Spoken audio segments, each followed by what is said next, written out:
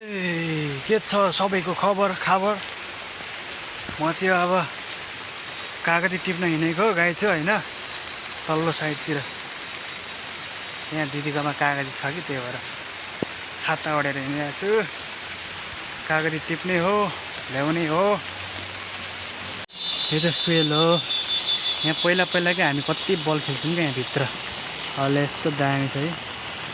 हैन सबैजना पहिला यहाँ सुवेलमा हैन हामी ओभर बल खेल्थ्यौँ क्या अहिले त अब त्यही यो बाहिर जाइन्छ कि त्यही भएर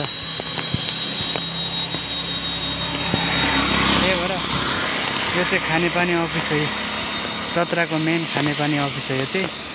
मेरो घर चाहिँ उहाँ छ क्या अहिले चाहिँ म कागती लिन आएको क्या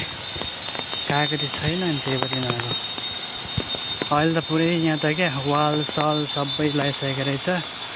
अनि यो साइडमा चाहिँ भलिबल खेल्ने ठाउँ थियो अहिले छैन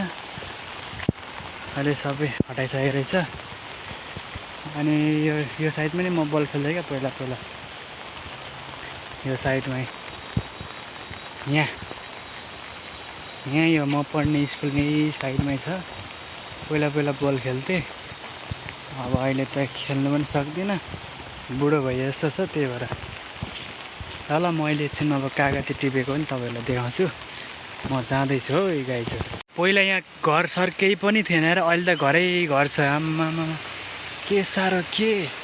पैसा कति धेरै कमाएर घर बनाइहालेछन् हेर त है पहिला त घरै थिएन यार हेर त गाई चाहिँ अहिलेसम्म बाटो यहाँ होइन मर्मत भएकै रहेन रहेछ बिस्तारै हुन्छ होला जस्तो लाग्दैछ है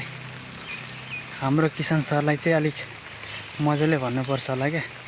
आवाज पुर्याइदियो क्या सबैजना साथीहरू मिलेर आवाज चाहियो आवाज बेगरको त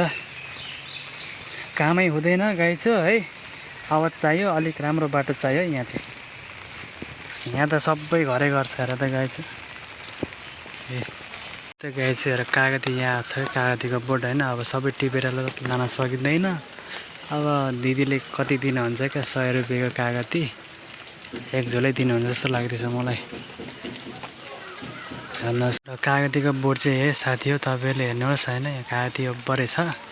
तपाईँलाई चाहिहाल्यो भने 100 रुपियाँ अथवा जतिको लाँदा पनि हुन्छ यहाँ कागज चाहिँ दिनुहुन्छ क्या आन्टीहरूले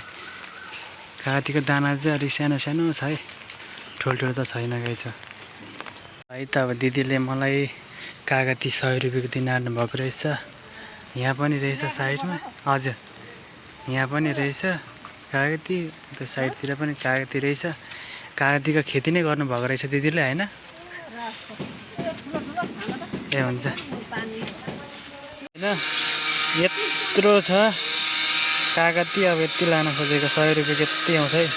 ल है त आन्टीकोमा होइन अलिक सस्तो मस्तो दिनुहुन्छ कागती होइन